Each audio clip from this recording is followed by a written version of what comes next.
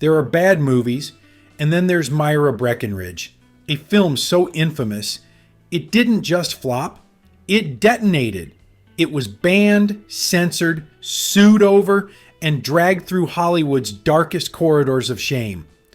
Gore Vidal, the legendary writer of the original novel, flat out disowned it. Critics called it an abomination, a disgrace, and, my personal favorite, as funny as a child molester. Ouch. But among the chaos, one scene stood out as the most disturbing of them all. A moment so shocking that even in a movie filled with surreal editing, vintage Hollywood clips, and Raquel Welch's hypnotic performance, it still had Hollywood insiders squirming. And Welch? She was right at the center of it. We'll get to that scene in a bit, but first, let's rewind to how Myra Breckinridge became one of the most disastrous productions in film history. In 1968, Gore Vidal's Myra Breckinridge was a literary sensation, a satirical fever dream about gender, Hollywood, and power. The book was both controversial and wildly popular, selling over 2 million copies. It was a time of sexual revolution, second-wave feminism, and breaking taboos, so when 20th Century Fox bought the film rights, it seemed like the perfect storm for a provocative hit. Vidal himself wrote an early screenplay, but the studio tossed it out thinking it was too tame. Instead, British director Michael Sarne was brought in to push the envelope. What they got instead was a cinematic train wreck in slow motion. Sarne, who had only directed one feature film before this, was given complete creative control, a baffling decision that led to spiraling costs, endless delays, and some of the most bizarre filmmaking decisions in Hollywood history. First, they had to find their Myra. Audrey Hepburn, Vanessa Redgrave, and Anne Bancroft all turned it down. Elizabeth Taylor was briefly considered, but she declined as well. Finally, Raquel Welch landed the role. Known for her stunning looks and sex symbol status, Welch saw Myra Breckinridge as a chance to prove herself as a serious actress. She won the part, but it quickly became clear that nothing about this movie was going to be easy.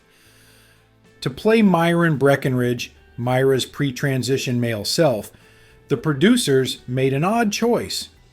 Film critic Rex Reed. It was a move that baffled everyone, including Reed himself, who later admitted he had no idea what he was doing on set. Then there was the legendary Mae West, coaxed out of a 27-year retirement to play the predatory talent agent Letitia Van Allen. She rewrote her own dialogue, refused to work before 5 p.m., and had a contract stipulation that she be the only one allowed to wear black and white on screen. When Raquel Welch showed up in a black dress with white ruffles, West lost it. The dress was confiscated. Welch, in retaliation, had the ruffles dyed a very pale blue that still looked white on film. This was just the beginning of a legendary feud. West also insisted that her character be surrounded by young, muscular men at all times, and had casting approval over them. One of her personal picks? A then unknown Tom Selleck, who made his film debut in the movie. But West's on-set behavior was anything but cooperative. She refused to be in the same room as Welch, which forced the filmmakers to shoot their shared scene in a way where they were never in the same frame. Even more bizarrely, West refused to acknowledge Welch in real life. She would speak to assistants and relay messages instead of addressing Welch directly, as if she didn't exist. Michael Sarne's directing style, let's just say unorthodox, is an understatement. He'd spend hours sitting alone in a corner thinking, while the entire cast and crew waited around, burning through the budget. One day, he spent 8 hours filming a cake. No, not a metaphor, an actual cake.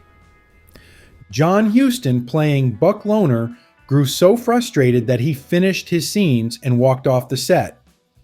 He wasn't alone in his disdain for the director.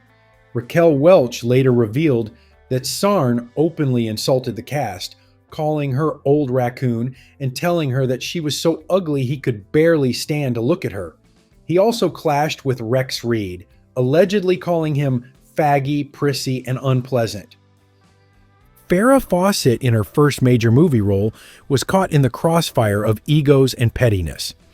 Initially cast with her signature blonde locks, she was forced to dye her hair darker because Mae West didn't want another blonde in the movie. Welch, upon seeing Fawcett's new hair color, reportedly exploded with rage and demanded she change it back. Fawcett later said she spent much of the shoot crying in her dressing room, afraid to come out. And then there was the most disturbing scene of all. The infamous rape scene between Myra and Rusty, played by Roger Herron, is, to this day, one of the most controversial sequences in film history. In the novel, it's a deeply unsettling moment, a disturbing commentary on power, gender, and revenge. But in the film, it was played almost like a slapstick cartoon, complete with absurd stock footage of roller coasters, dams bursting, and vintage Hollywood clips spliced into the action. Raquel Welch, wearing an American flag bikini, forcibly straps down Rusty and sodomizes him with a strap-on. The tone is bizarrely comedic, almost mocking. Even the actors seemed confused about what was happening. Herron reportedly had no idea what he was actually filming, and the end result left audiences horrified for all the wrong reasons. What was supposed to be a shocking social commentary instead felt like tasteless exploitation. After the film's first screening, the White House itself intervened, demanding that footage of Shirley Temple be removed from the scene. Lawsuits followed from stars whose old film clips had been used without permission. And Roger Herron, his career never recovered. He was never cast in a major film again. Myra Breckinridge was a complete disaster. Critics annihilated it. Audiences avoided it. It cost $5.3 million to make and only earned $4 million at the box office, a certified bomb. Mae West swore off Hollywood for another 7 years before making one final film, Sextet, which was somehow even worse. Director Michael Sarn never worked in Hollywood again. And Raquel Welch? While she survived, her career never quite reached the heights it should have after Myra tainted her reputation. Despite, or maybe because of, its legendary failure, Myra Breckinridge has since gained a cult following. It's a fever dream of a film, a cautionary tale of unchecked egos and disastrous filmmaking. And while it's considered one of the worst films ever made, it's also one of the most fascinating. Now it's time to hear from you. Have you ever seen Myra Breckinridge? Do you think it deserves its reputation as one of the worst films of all time? Or is it an underrated D-cult classic? Drop your thoughts in the comments, and don't forget to like and subscribe for more deep dives into Hollywood's strangest stories.